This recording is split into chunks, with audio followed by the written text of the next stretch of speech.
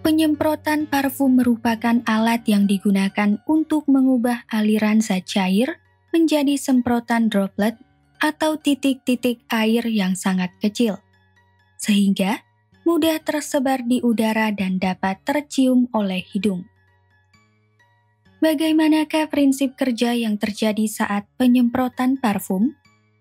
Apa sajakah aplikasi dalam kehidupan sehari-hari yang menggunakan prinsip kerja seperti penyemprot parfum?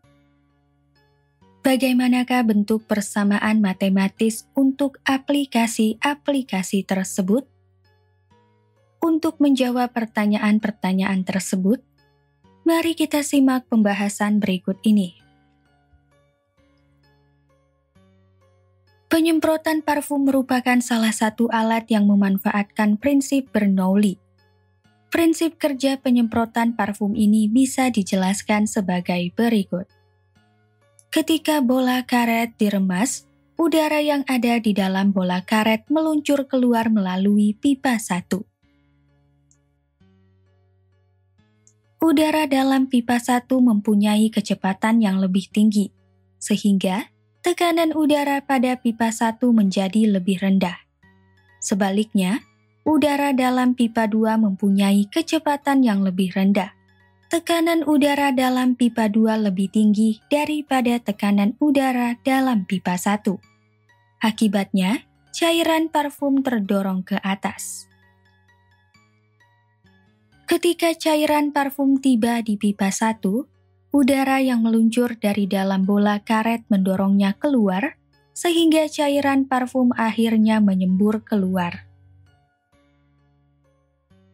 Biasanya, lubang keluarnya parfum berukuran kecil, sehingga parfum meluncur dengan cepat.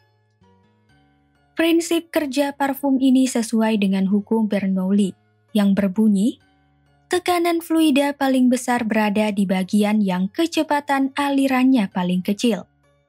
Sedangkan tekanan fluida paling kecil berada di bagian yang kecepatan alirannya paling besar. Selain pada penyemprot parfum, penerapan hukum Bernoulli dapat kita jumpai dalam kehidupan sehari-hari seperti pada tangki berlubang atau penampungan air, venturimeter, tabung pitot, dan gaya angkat pesawat terbang. Mari kita bahas satu persatu. Pertama, penerapan hukum Bernoulli pada tangki berlubang. Misalnya, sebuah tangki dengan luas penampang pada permukaan air di titik A sebesar A1 diisi dengan cairan sampai kedalaman H1. Ruang di atas fluida berisi udara dengan tekanan P1. Di sisi bawah tangki terdapat sebuah lubang kecil di titik B dengan luas penampang sebesar A2 yang jauh lebih kecil daripada luas penampang A1 dan ketinggian sebesar H2 dari dasar tangki. Fluida dapat keluar dari lubang ini. Kecepatan fluida pada permukaan air di titik A sebesar V1. Sedangkan kecepatan fluida pada lubang kecil di titik B sebesar V2. Dengan demikian, berdasarkan persamaan Bernoulli, pada titik A dan titik B akan kita peroleh persamaan sebagai berikut.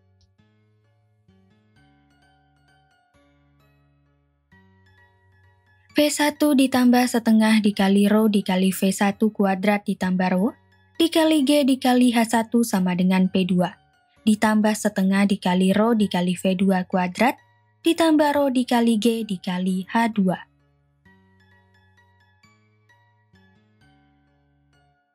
Pada titik A, kecepatan fluida sangat kecil sehingga dianggap bernilai 0 atau nilai V1 sama dengan 0 meter per second. Dengan demikian, persamaan Bernoulli-nya menjadi seperti berikut. P1 ditambah 0 ditambah Rho dikali G dikali H1 sama dengan P2 ditambah setengah dikali Rho dikali V2 kuadrat ditambah Rho dikali G dikali H2. Nilai 0 bisa dihilangkan sehingga persamaannya menjadi seperti berikut. P1 ditambah Rho dikali G dikali H1 sama dengan P2 ditambah setengah dikali Rho dikali V2 kuadrat ditambah Rho dikali G dikali H2. Tangki pada bagian atas atau pada titik A dan pada lubang kecil atau pada titik B terbuka, serta bersentuhan dengan tekanan atmosfer, sehingga tekanannya sama sebagai P, sehingga nilai P1 sama dengan P2 sama dengan P. Dengan demikian, persamaannya menjadi seperti berikut. P ditambah Rho dikali G dikali H1 sama dengan P ditambah setengah dikali Rho dikali V2 kuadrat ditambah Rho dikali G dikali H2. Kita pindah ruaskan P dan Rho dikali G dikali H2 pada ruas kanan ke ruas kiri, sehingga persamaannya menjadi seperti berikut. P ditambah Rho dikali G dikali H1 dikurangi P, dikurangi Rho dikali G dikali H2, sama dengan setengah dikali Rho dikali V2 kuadrat. Kita kurangkan nilai P sehingga persamaannya menjadi seperti berikut. Rho dikali G dikali H1 dikurangi Rho dikali G dikali H2 sama dengan setengah dikali Rho dikali V2 kuadrat. Secara distributif, persamaan tersebut bisa ditulis sebagai berikut. Rho dikali G dikali dalam kurung H1 dikurangi H2 sama dengan setengah dikali Rho dikali V2 kuadrat. Kita pindah ruaskan nilai Rho dan setengah pada ruas kanan ke ruas kiri, sehingga persamaannya menjadi seperti berikut. 2 dikali Rho dikali G dikali dalam kurung H1 dikurangi H2 dibagi Rho sama dengan V2 kuadrat. Kita bagi Rho pada pembilang dan penyebut sehingga persamaannya menjadi seperti berikut. 2 dikali G dikali dalam kurung H1 dikurangi H2 sama dengan V2 kuadrat.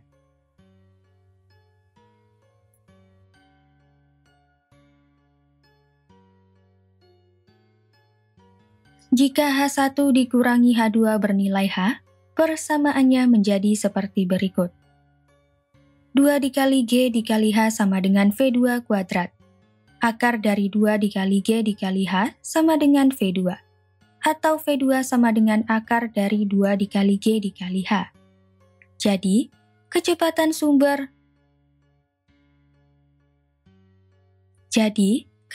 sembur fluida dari lubang kecil yang berjarak H di bawah permukaan fluida dalam tangki sama seperti kecepatan sebuah benda yang jatuh bebas dari ketinggian H.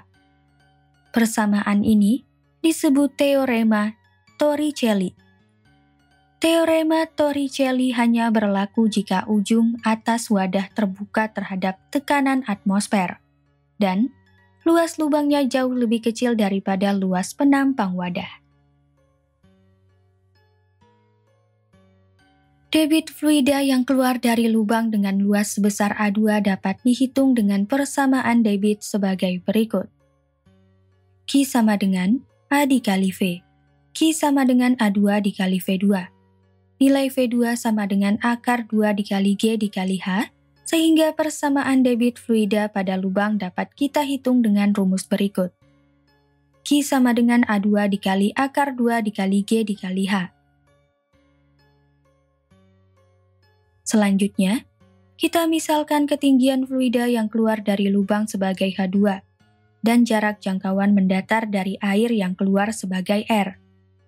Nilai R dapat diketahui dengan menggunakan rumus GLB, yaitu jarak sebagai R sama dengan kecepatan sebagai V dikali waktu sebagai T. Dengan demikian, R dapat dituliskan ke dalam persamaan berikut. R sama dengan V dikali T. Kecepatan atau V yang dipakai pada penghitungan ini adalah kecepatan pada titik yang besarnya V2 sama dengan akar 2 dikali G dikali H. Dan besar waktu atau T sama dengan akar 2 dikali H2 dibagi G. Dengan demikian, persamaannya menjadi seperti berikut. R sama dengan akar 2 dikali G dikali H dikali akar 2 dikali H2 dibagi G. R sama dengan akar 2 dikali G dikali H dikali 2 dikali H2 dibagi G. Kita dapat membagi G pada pembilang dan penyebut, sehingga persamaannya menjadi seperti berikut. R sama dengan akar 4 dikali H dikali H2. Jadi, nilai R dapat kita hitung dengan persamaan berikut. R sama dengan 2 dikali akar H dikali H2. Untuk lebih memahami penerapan hukum Bernoulli pada tangki berlubang, mari kita perhatikan contoh soal berikut. Contoh soal. Sebuah tangki dengan kedalaman 7,5 meter diisi penuh dengan air. Tangki tersebut berada di atas permukaan tanah mendatar. Pada dinding tangki, terdapat lubang dengan tinggi 2,5 meter dari dasar tangki, dan air memancar keluar dari lubang tersebut. Jika percepatan gravitasi sebesar 10 meter per second kuadrat, hitunglah kecepatan air yang keluar dari lubang tangki. Hitunglah juga jarak jangkauan mendatar yang dapat dicapai air pada permukaan tanah. Penyelesaian untuk menjawab soal tersebut adalah sebagai berikut. Diketahui, kedalaman tangki yang dilambangkan dengan H1 sama dengan 7,5 meter. Tinggi lubang pada dinding tangki yang dilambangkan dengan H2 sama dengan 2,5 meter. Percepatan gravitasi yang dilambangkan dengan G sama dengan 10 meter per second kuadrat. Ditanya, berapakah kecepatan air yang keluar dari lubang tangki yang dilambangkan dengan V2? Berapakah jarak mendatar terjauh yang dapat dicapai air pada permukaan tanah yang dilambangkan dengan R?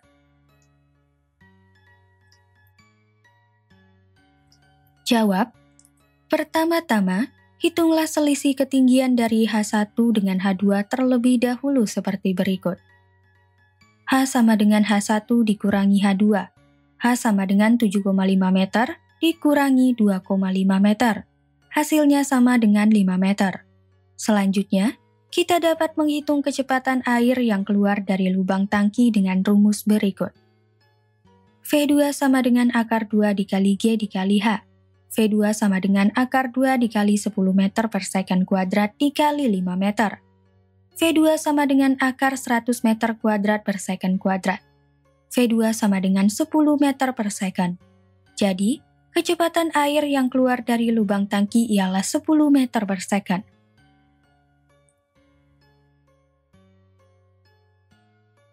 Setelah itu, kita dapat menghitung jarak mendatar terjauh yang dapat dicapai air pada permukaan tanah dengan rumus berikut.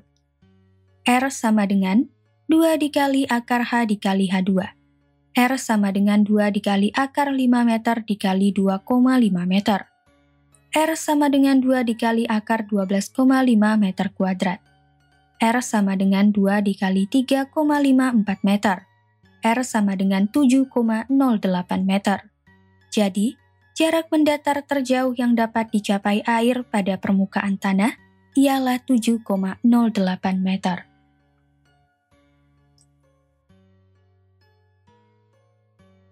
Kedua, penerapan hukum Bernoulli pada Venturi-meter. Selanjutnya, mari kita mempelajari penerapan hukum Bernoulli pada Venturi-meter. Venturi-meter adalah alat yang dipasang pada suatu pipa aliran untuk mengukur kelajuan zat cair. Ada 2 Venturi-meter yang akan kita pelajari, yaitu Venturi-meter tanpa manometer dan Venturi-meter dengan manometer. Mari kita bahas satu per satu. Venturi-meter tanpa manometer. Venturi-meter tanpa manometer digunakan untuk mengukur kelajuan aliran fluida dalam sebuah pipa. Artinya, Venturi-meter dapat menentukan kecepatan aliran V1 yang dinyatakan dalam besaran-besaran luas penampang A1 dan A2, serta perbedaan ketinggian zat cair dalam kedua tabung vertikal sebesar H. Zat cair yang akan diukur kecepatannya mengalir pada titik-titik yang tidak memiliki perbedaan ketinggian. Artinya, ketinggian di titik 1 sama dengan ketinggian di titik 2, sehingga berlaku persamaan berikut. V1 dikurangi V2 sama dengan setengah dikali rho dikali dalam kurung V2 kuadrat dikurangi V1 kuadrat. Berdasarkan persamaan kontinuitas, diperoleh persamaan sebagai berikut. A1 dikali V1 sama dengan A2 dikali V2. Dengan demikian, kita mendapatkan persamaan sebagai berikut. V2 sama dengan A1 dikali V1 dibagi A2. Jika persamaan ini disubstitusikan ke dalam persamaan P1 dikurangi P2 sama dengan setengah dikali rho dikali dalam kurung V2 kuadrat, dikurangi V1 kuadrat, akan diperoleh persamaan sebagai berikut. P1 dikurangi P2 sama dengan setengah dikali rho dikali dalam kurung A1 dikali V1 dibagi A2, dikuadratkan dikurangi V1 kuadrat. P1 dikurangi P2 sama dengan setengah dikali rho dikali V1 kuadrat, dikali dalam kurung A1 dibagi A2 dikuadratkan, dikurangi 1 yang kita namakan sebagai persamaan 1.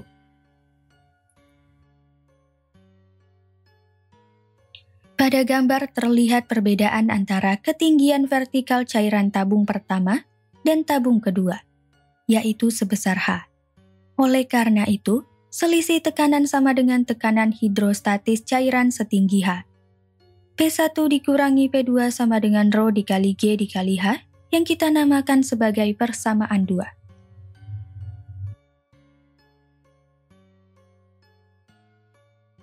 Selanjutnya, gabungkan persamaan 1 dengan persamaan 2 sehingga menjadi persamaan sebagai berikut. Setengah dikali rho dikali V1 kuadrat dikali dalam kurung A1 dibagi A2 dikuadratkan, dikurangi 1 sama dengan rho dikali G dikali H. Sisakan V1 kuadrat di ruas kiri dan bagilah rho di kedua ruas, sehingga persamaannya menjadi V1 kuadrat sama dengan 2 dikali G dikali H, dibagi dalam kurung A1, dibagi A2 dikuadratkan dikurangi 1. Dengan demikian, kita memperoleh persamaan kecepatan aliran fluida V1 sebagai berikut.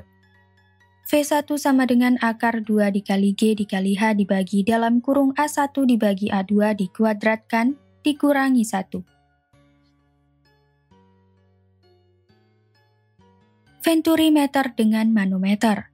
Pada prinsipnya, venturimeter dengan manometer sama dengan venturimeter tanpa manometer. Perbedaannya adalah dalam venturimeter dengan manometer, terdapat tabung U yang berisi raksa. Berdasarkan penurunan rumus yang sama pada venturimeter tanpa manometer, diperoleh kecepatan pada penampang 1 sebagai berikut. V1 sama dengan akar 2 dikali G dikali H dikali dalam kurung rho aksen, dikurangi rho dibagi rho dikali dalam kurung A1 dibagi A2 dikuadratkan dikurangi 1.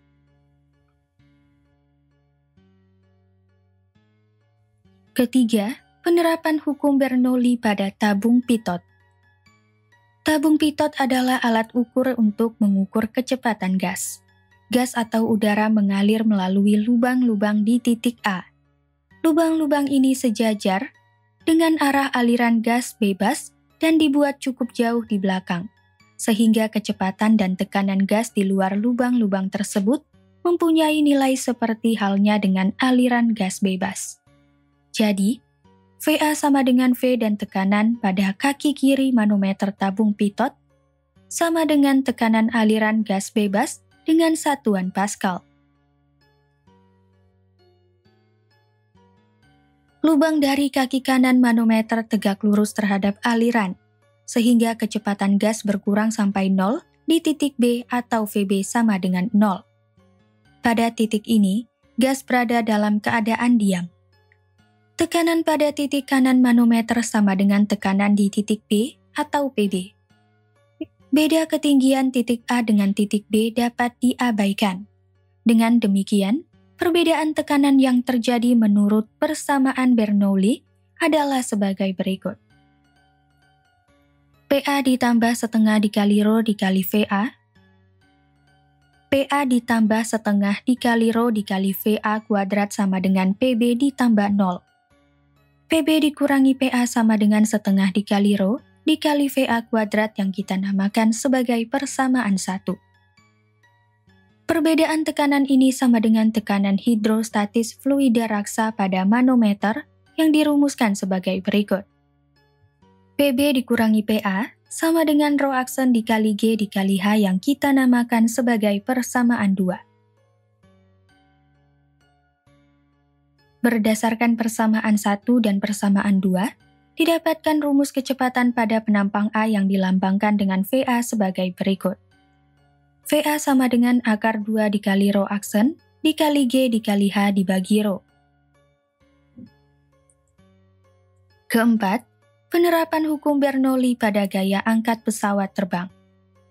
Dengan memperhatikan cara burung terbang, manusia kemudian berusaha menirunya untuk mewujudkan impian agar bisa terbang tinggi di angkasa. Pada 17 Desember 1903 di Kitty Hawk, North Carolina, Amerika Serikat, Wright bersaudara berhasil menerbangkan pesawat terbang bermesin pertama di dunia. Keduanya berhasil terbang selama 59 second dan menempuh jarak 300 meter. Beberapa tahun setelah itu, tepatnya pada tahun 1964, dunia telah mengenal pesawat terbang intai High Altitude SR-71 Blackbird dengan 3 kali kecepatan suara dan dapat menempuh jarak 4.830 km. Pesawat terbang dapat terangkat ke udara karena kecepatan aliran udara yang melalui sayap pesawat.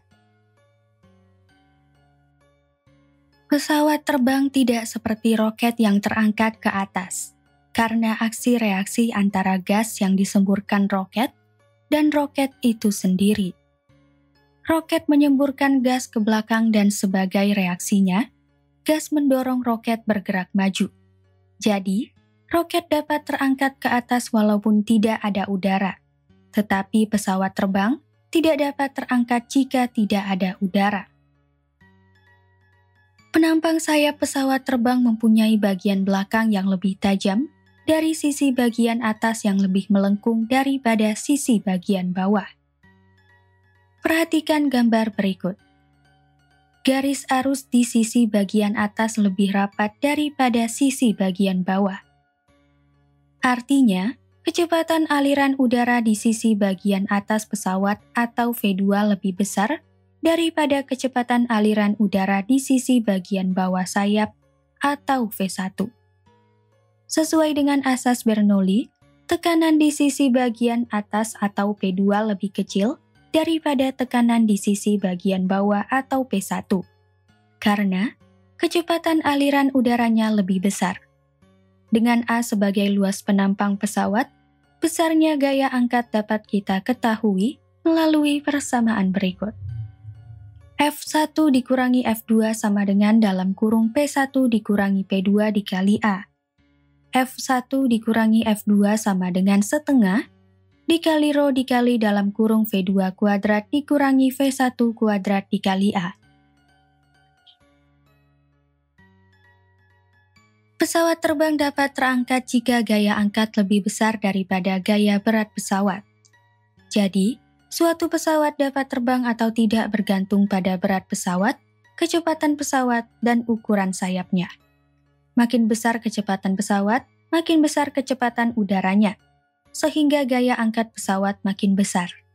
Demikian pula, makin besar ukuran sayap pesawat, makin besar pula gaya angkatnya. Supaya pesawat dapat terangkat, gaya angkat harus lebih besar daripada gaya berat pesawat, atau dalam kurung F1 dikurangi F2 lebih besar daripada M dikali G. Jika pesawat telah berada pada ketinggian tertentu, dan pilot ingin mempertahankan ketinggiannya atau melayang di udara, kecepatan pesawat harus diatur sedemikian rupa, sehingga gaya angkat pesawat sama dengan gaya berat pesawat, atau F1 dikurangi F2 sama dengan M dikali G. Kesimpulan. Selain pada penyemprotan parfum, penerapan hukum Bernoulli dapat kita jumpai pada 4 teknologi yang dibahas pada pembelajaran ini, yaitu sebagai berikut.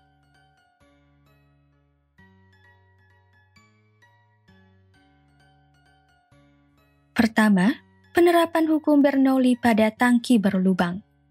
Berdasarkan persamaan Bernoulli pada titik A dan titik B, akan diperoleh persamaan sebagai berikut. Kecepatan fluida menyembur keluar dari lubang yang terletak pada jarak h di bawah permukaan atas fluida dalam tangki, sama seperti kecepatan yang akan diperoleh sebuah benda yang jatuh bebas dari ketinggian h. Persamaan ini disebut teorema Torricelli. Debit fluida yang keluar dari lubang dengan luas sebesar A2 dapat dihitung dengan persamaan berikut. Besar jarak jangkauan mendatar semburan fluida dapat kita hitung dengan persamaan berikut. Kedua, penerapan hukum Bernoulli pada venturimeter. Venturimeter tanpa manometer. Persamaan kecepatan aliran fluida V1 adalah sebagai berikut. Venturimeter dengan manometer. Pada prinsipnya, venturimeter dengan manometer sama dengan venturi tanpa manometer. Perbedaannya adalah dalam venturimeter dengan manometer, terdapat tabung U yang berisi raksa. Berdasarkan penurunan rumus yang sama pada venturimeter tanpa manometer, diperoleh kelajuan aliran fluida V1 sebagai berikut.